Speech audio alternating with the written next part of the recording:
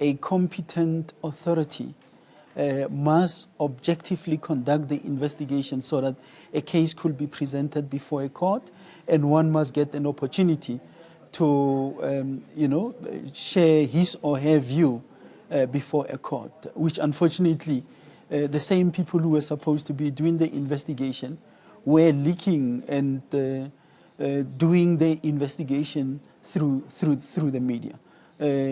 Of course, I'm grateful that throughout this process, one enjoyed support from family, friends, and everyone who knew exactly why this particular matter had to be peddled in the media in the manner that it was done.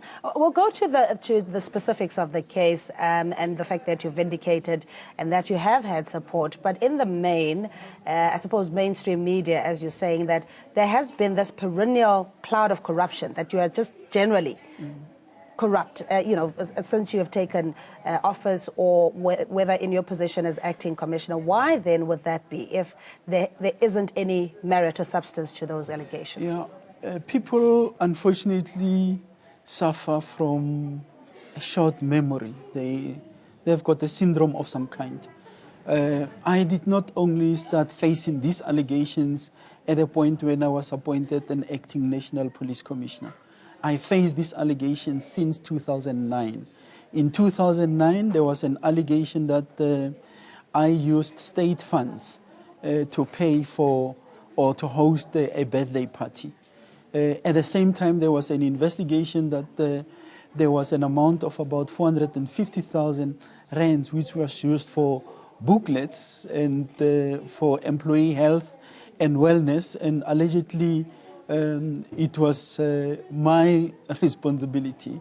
So these cases have always been there. You will recall that there was this Pop Crew dossier which was handed over to the former National Commissioner General Rea Piecha on allegations of corruption in forensic services. All these matters were investigated. In particular, the one of Pop Crew and allegations of corruption in forensic services, it was investigated, and there is a report which was produced, which report has since found the allegations to be baseless, and that there was no wrongdoing on my part, and most importantly, that many of the things that I was accused of were issues that were in the environment of forensic services prior to me assuming the role of the divisional commissioner there, and those were the reasons why I was asked by the former National Commissioner General Cele to take up the position of forensic services.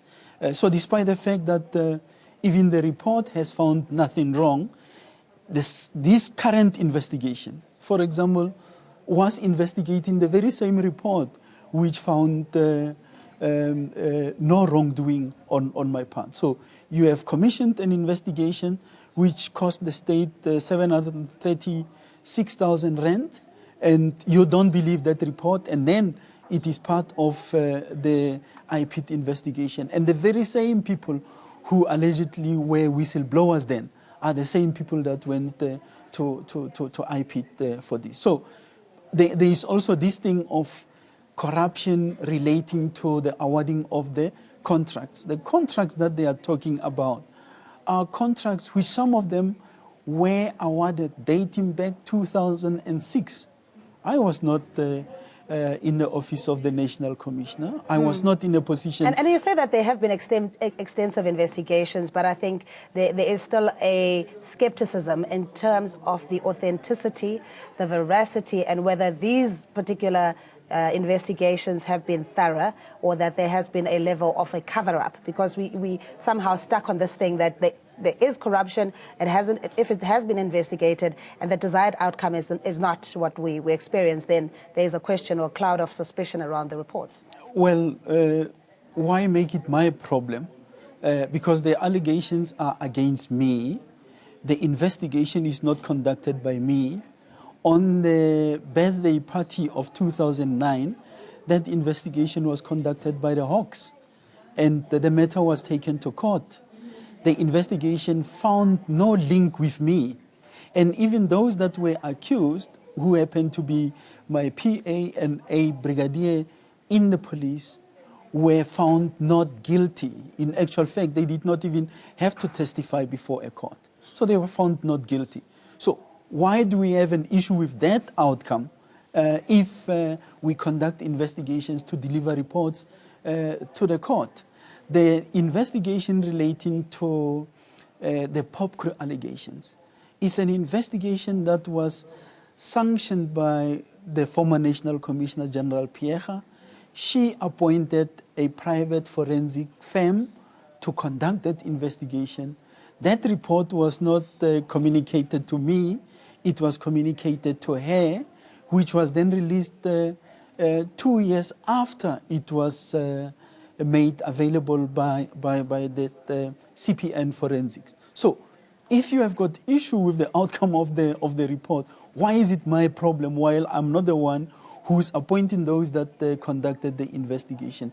In this case, the investigation is conducted by IPIT and O'Sullivan.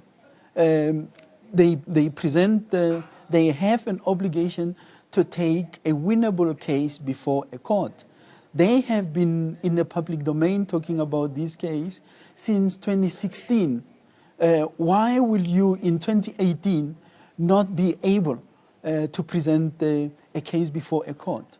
Speaking of Paul O'Sullivan, who's almost made it a career, not only that he'd want to see President Jacob Zuma in court or even behind bars, including yourself, that he has a pile or a treasure trove of evidence that would put you away for a long time. What is the nature or the history between the two of you? Cindy, I opt not to dignify Paul O'Sullivan with a response. He has said a lot of things about me. I don't know the person. In actual fact, the closest I came to him is during 2 court appearances that he was in court. But really, he's a person that I am not going to spend time talking about. His problems are his problems. If he has got issues, I think in the country where he finds himself now, there are so many people that can help him. But really, let me not make it an effort. He said to all of us that Phahlane built a house for 8 million rands.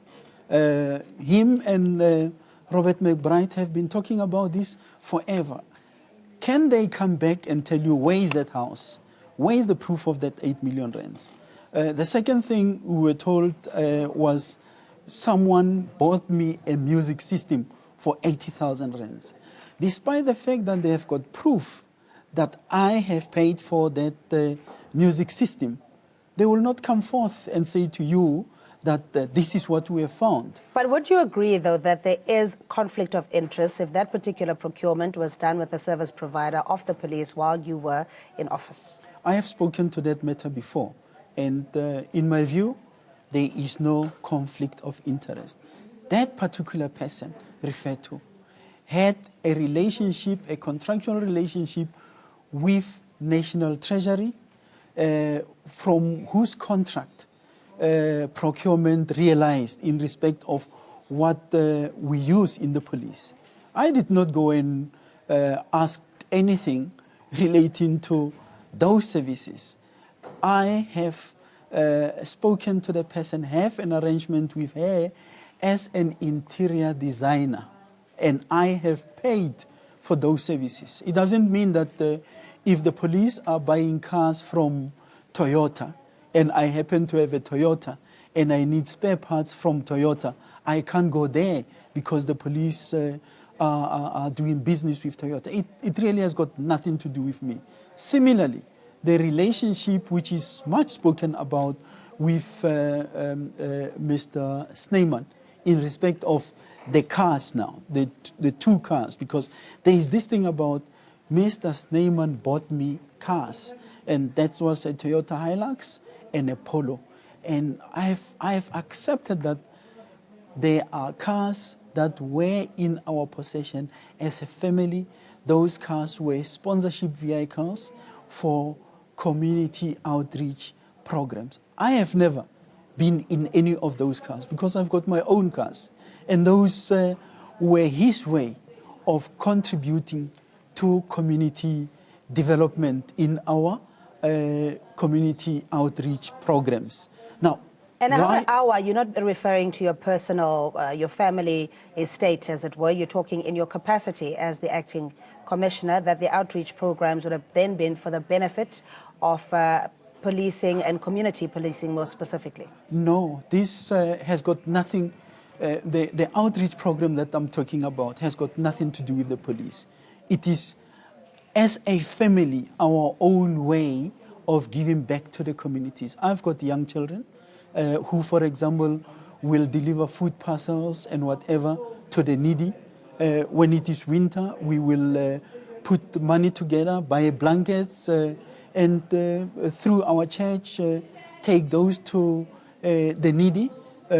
I, for example, over the past year or two, have been building a house for a family which did not have a roof over their top. There's no obligation for me to do that through the police. And I don't need the police permission to participate in our efforts as a family to make a difference in the community that we find ourselves in. And what's the way forward now? Because the case of corruption against you, which was withdrawn, was not necessarily ventilated as you would have wanted. To examine the strength of it, the evidence and witnesses, etc. It was mainly, essentially on a technicality. Is that something that bothers you?